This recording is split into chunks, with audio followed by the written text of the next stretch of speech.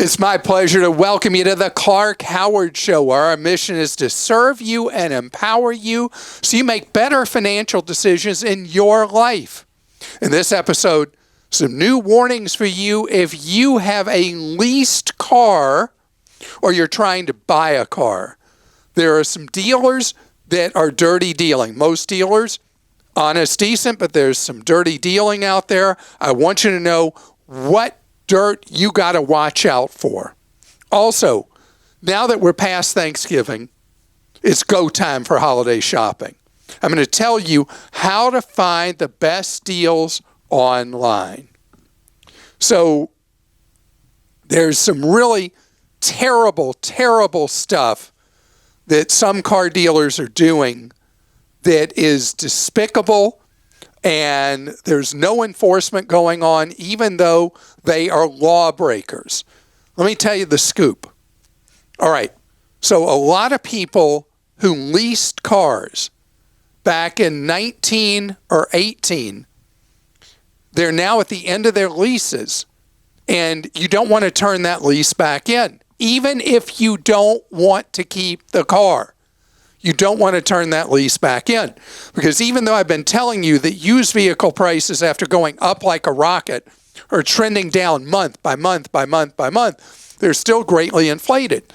So the values that were stated, what are known as residuals in auto leases 3-4 years ago, were for much lower than what that vehicle is now worth in the marketplace. Well, your lease says by contract what you have to pay to buy your vehicle out at the end of the lease. Why you have to pay a junk fee anyway is beyond me, but there's usually a small junk fee, $150, $200, something like that. Well, with some auto leases, you just pay off whoever the lender is who financed the lease. With other leases, you have to go back to the dealer where you originally leased the vehicle, and they process that paperwork, and I guess the junk fee goes to them for handling the then buyout by you of the vehicle at the end of the lease. Well, what's happening, and I saw a story in the Florida Sun-Sentinel, this has happened to a lot of people in the state of Florida. I know it's happened in other states as well, that the dealer then says, hey, we don't care what you have in that contract. If you expect that we're going to let you buy your vehicle out as your contract allows, you're going to have to pay us thousands of dollars because you're costing us all that money with us not being able to have that vehicle and then resell it at a big markup. Illegal, crooked, dirty. And what you do is you try to get that dealer putting that garbage in writing. And then I'm going to tell you something you might roll over laughing. But the State Automobile Dealers Association, in the worst way, does not want to have additional regulation or enforcement from the state. And very few people know to even do this. You contact the state chapter of the Automobile Dealers Association, and you say, I'm having a problem with this member dealer. Can I have some help? And surprisingly, the dealer who's trying to cheat you out of thousands of dollars may then say, okay, yeah, we're going to do it right.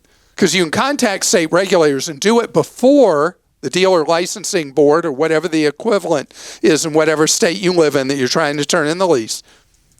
You contact them before, not after the dealer ripped you off.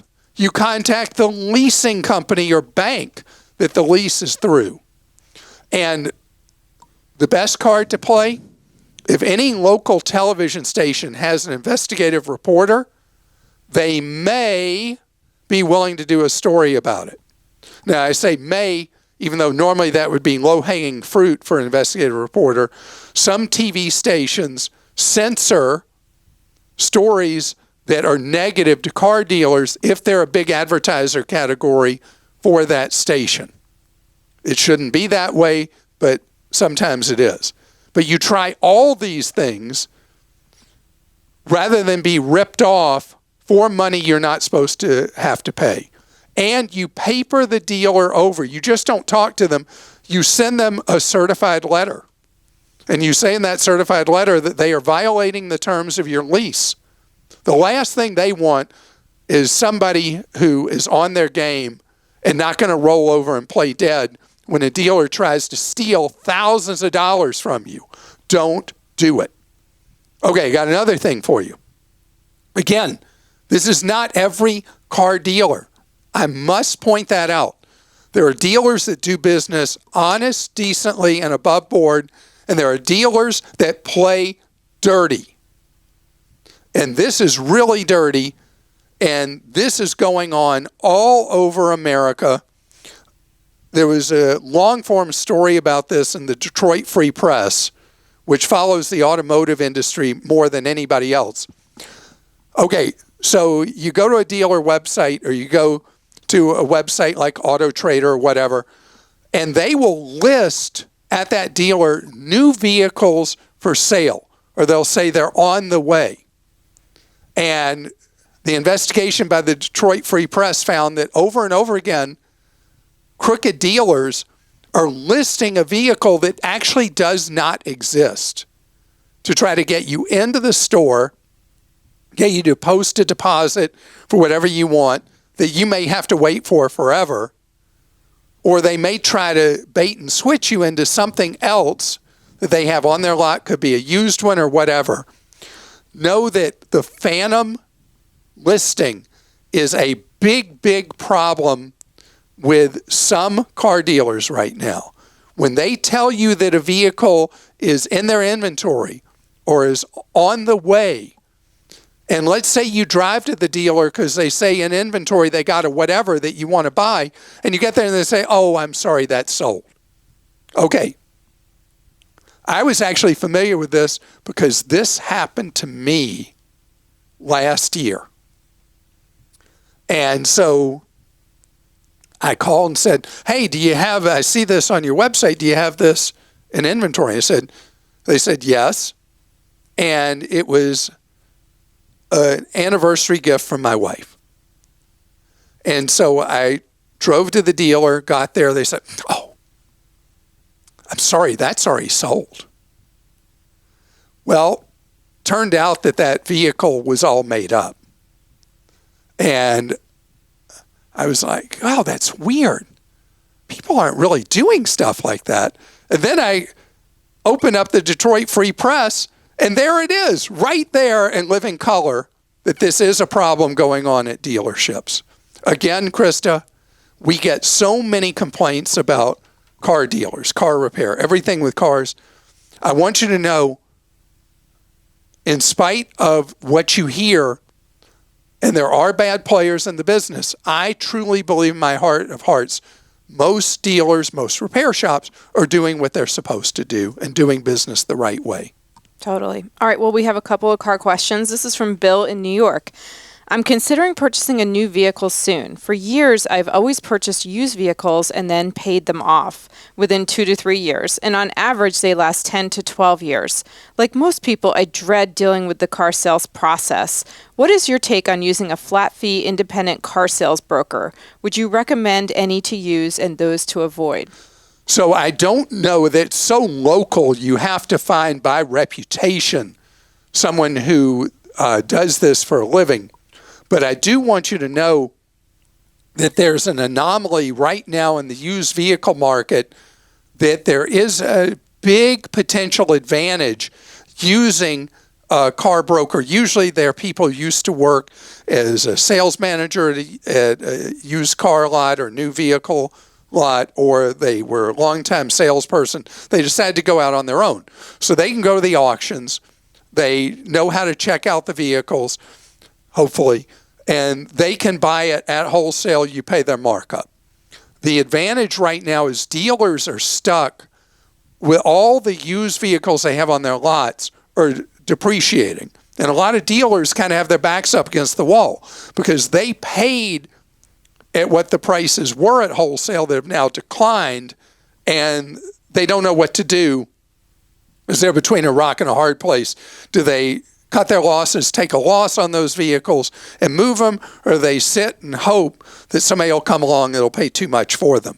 So the way you short circuit that is you use an independent broker, goes to the auction, buys a vehicle, but it is an area that is strictly reputational and local to find somebody who is going to be okay to use for that purpose. And it will squeeze a lot of money right now out of the purchase of a used vehicle. This is from Doug in Alabama. I'm a 7-time car buyer who never considered a lease in the past. Now I'm considering one due to the following factors. Number 1, I have enough equity in my current truck to cover the due-it signing and get $3,000 cash back. Number 2, my monthly payment would decrease by $190 a month. This might be more than the equity I'm gaining of 72 months. And number 3, I believe vehicles to be so overpriced that in 3 years prices will be more reasonable. And 4, if the car market does crash, I will lose my equity overnight. I'm concerned about the mileage, but assuming that I manage that, what do you think? Okay, so unless a manufacturer itself, Doug, and it would have to be a manufacturer's own published subsidized lease, unless they are subsidizing the purchase of that vehicle, of that truck, the leasing market is taken into account exactly what you fear. Okay, prices have been inflated on new vehicles, number 1. Number 2, they are devaluing the residual for years down the road because they, just like you, expect values of vehicles to decline from the crazy heights they've been at lately. So unless it is specifically the manufacturer offering a deal on that lease, not the dealer, not somebody else. It has to be the manufacturer's own deal where they're advertising on TV. You know, we got this lease right now, so much per month, so much down, blah, blah, blah. And it's a Ford ad, a GM Chevy ad, or a Dodge ad. Unless it's their own national ad, then you can't trust that that's a deal. If there is a manufacturer's subsidy, then you could do this. But the reality is the huge markups that were happening on so many vehicles, new vehicles, are steadily going away. Some brands are still there more than others, but those big markups that most manufacturers, dealers were getting on new inventory, they have mostly evaporated, and on more and more vehicles, people are now getting discounts again below manufacturer suggested retail. So what you said may have been very valid 6 months ago, not as much now. Michael in Georgia says, I'm interested in working for a company that has an ESOP ownership structure. What is Clark's opinion of these in general? I know purchasing stock within the company you work for is generally an unwise choice, but what about a system where stock is given to you without you having to put any money in? Also, if it's an okay decision, how much should I count on it for retirement? Yeah, so you're putting all your eggs in a basket there with that one employer. But if an employer is throwing employee stock ownership at you with very little money from you, I've done these before when I worked for an employer that had this, and they did 4 different offerings. I did all 4, and I did them to the max that each were offered. And the first 2, I made ridiculous money on, and then got a second benefit because then I gave all the money to charity, which worked for me. And then the next one, I ended up losing a little money on the third one. And the fourth one was really terrible, and it was a money loser. So it's all how that organization is doing when you do an ESOP. And so it needs to be ancillary to what you're doing to save for retirement. It is, I would think of it almost like a supplemental, non-guaranteed retirement plan. So you don't expect that it's going to fund your retirement. You're lucky if you do really well with it. And I think about where this is most common, Christa, with tech firms. How many people's options are expiring underwater right now? Because there are various versions of how this works. The tech firms were going all the way to the sky, and now their stocks are coming way down. And the lure of those options is what brought people, in many cases, to those jobs, and now the money's not there. So this has to be like, wouldn't this be nice category, not what you count on. And I want to tell you, coming straight ahead, we got to talk about, we're past the waves of the greatest sales for Christmas shopping.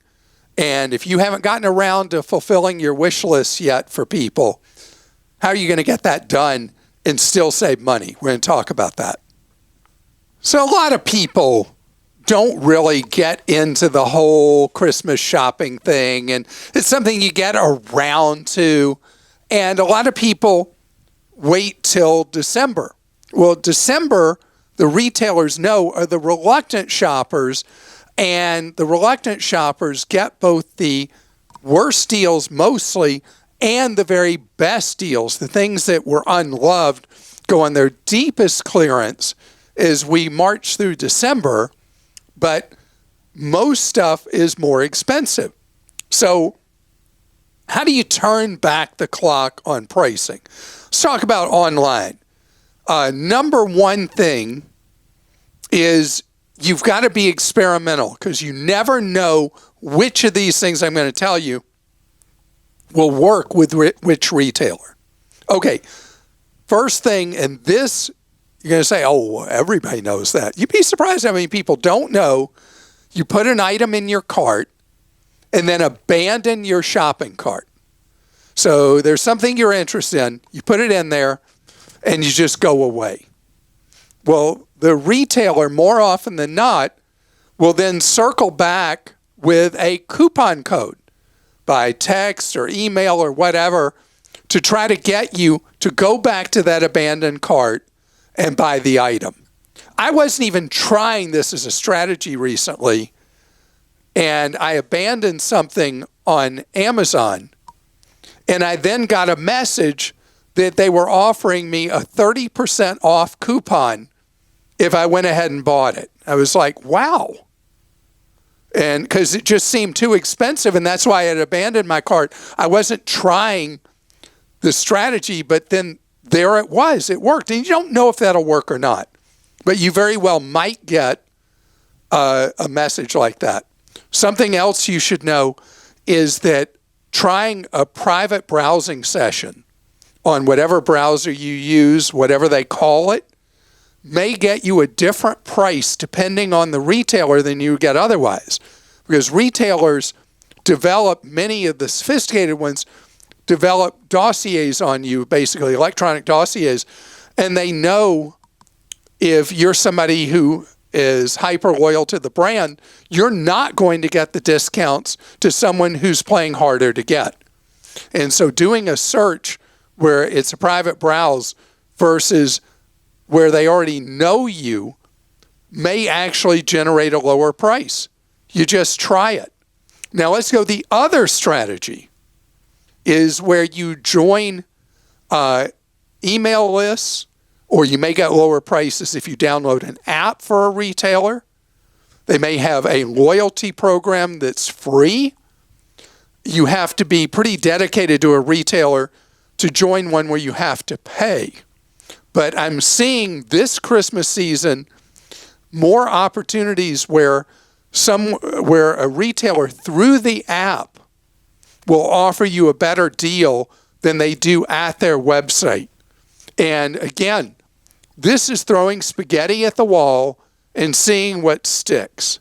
But one thing that's clear right now, and that is when you're shopping online, and it's a place that also has physical stores, if it's not too inconvenient for you, do store pickup. You may get a lower price. You'll actually get the merchandise.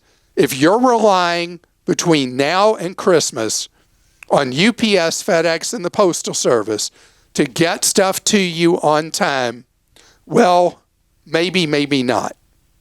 And there's such a problem for, as hard as the package delivery services work on trying to improve their reliability, during peak demand times like the holidays, they have a hard time. Plus, retailers have to pay much higher rates for shipping things to you, to the carriers during the Christmas shopping season than they do the rest of the year. So there may be an incentive for you for doing store pickup. And I've got a lot of information for you on Clark.com on other strategies to get the best prices shopping online. And I want you to get the best deal. But over and over again, I'm big into the click and collect, where I buy online, pick up in person, because then I know I've got the goods and I don't have to worry about it going UFO on me. And know also, I'm going to mention something I mentioned a couple of weeks ago, but if you didn't hear that podcast, I want you to be aware. A lot of retailers, both in person and shopping online, have changed their return policies. And they are making it more difficult, many of them, to return goods or certain categories of goods. So it's really key before you buy something for yourself, or most especially when you're buying something as a gift for someone, that you know what their rights are, or your rights if it's for you, to return that item for a refund or return it at all. Christa? All right, this is How far are you through your Christmas shopping? I'm done. Show off. What month did you start? I started in early October. So Because October was the new November this year. It was. I listened to you. All right, and our deals team, Clark Deals team, they're awesome. Richmond in Texas says, I have 2 boys, 4 and 10 years old. I recently started funding 529s for both. I have 2 rental single-family homes. Should I stop funding the 529s and pay extra on my rentals so that by the time my 10-year-old graduates from high school, at least one of the rentals will be paid off and I can cash flow the college? So, interesting question from you, Richmond. So, if you've had these rental properties for any period of time, even though you have to pay more on an investment property as an interest rate than a primary residence, odds are you're locked in at very low mortgage rates. So don't bother prepaying on those mortgages. Instead, fund those 529 plans. It gives you more flexibility later when your kids are going to college. Yet the money in the 529 grows tax-free. You spend it tax-free on eligible college expenses. So I would make that a priority. And with a 10-year-old, you got only, depending on when your 10-year-old graduates from college, graduates from high school, you got 7, 8, 9 years till college coming up. So you don't have a lot of time to build up that 529. I would make that a priority. Vivek in Michigan says, I have had my credit frozen with all 3 bureaus since January of 2021. Last month, I got an email from a big bank that a checking account was opened under my name. I called them and they verified there was an account open. They immediately closed the account and asked me to put a security alert by calling Check Systems.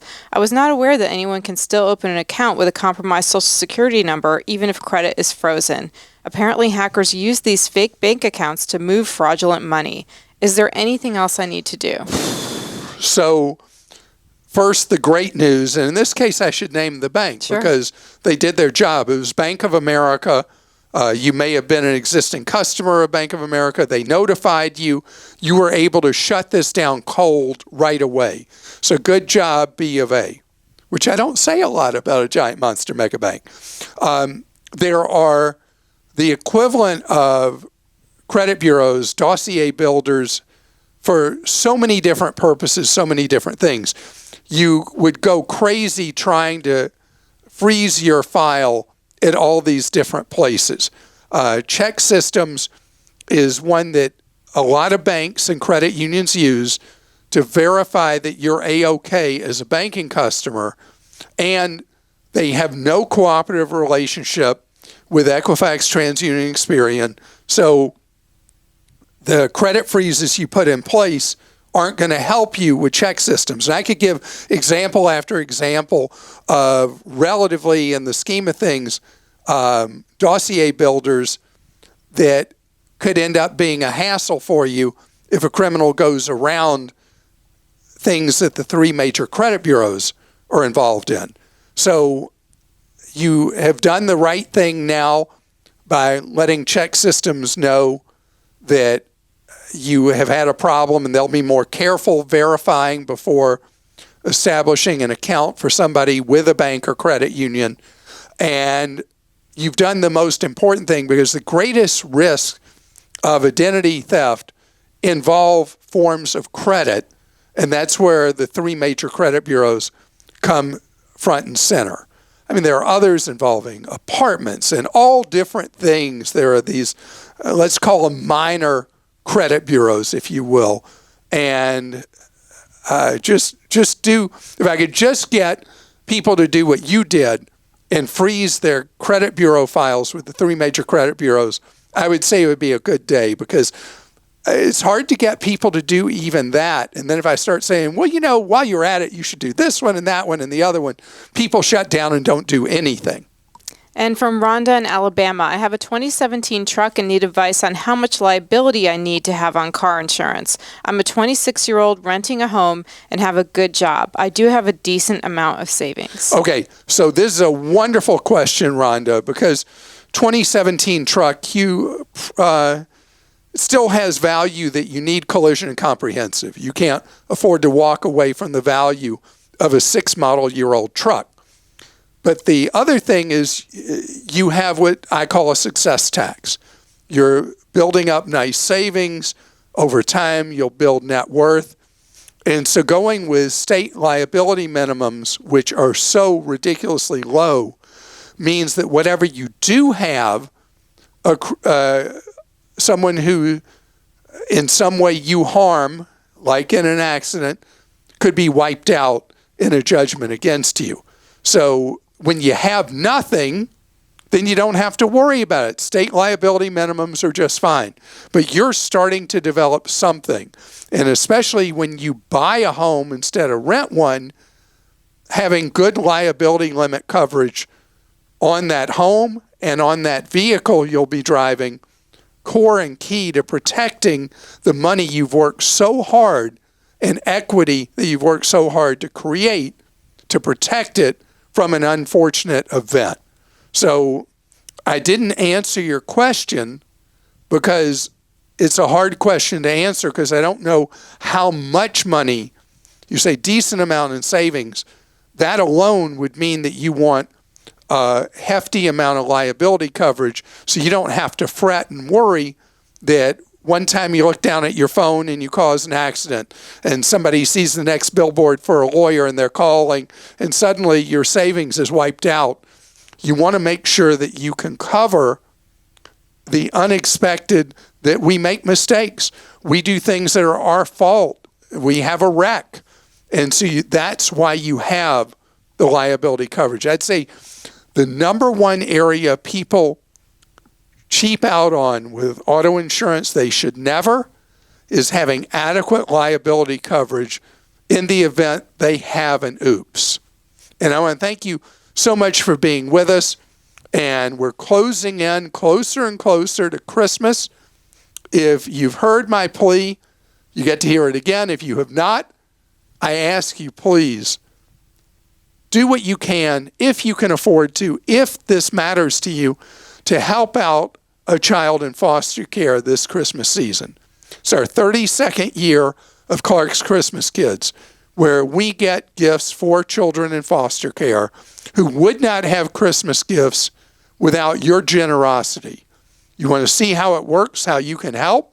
Go to clarkschristmaskids.com and have a great day. I hope you feel empowered and that you are taking charge of your financial future.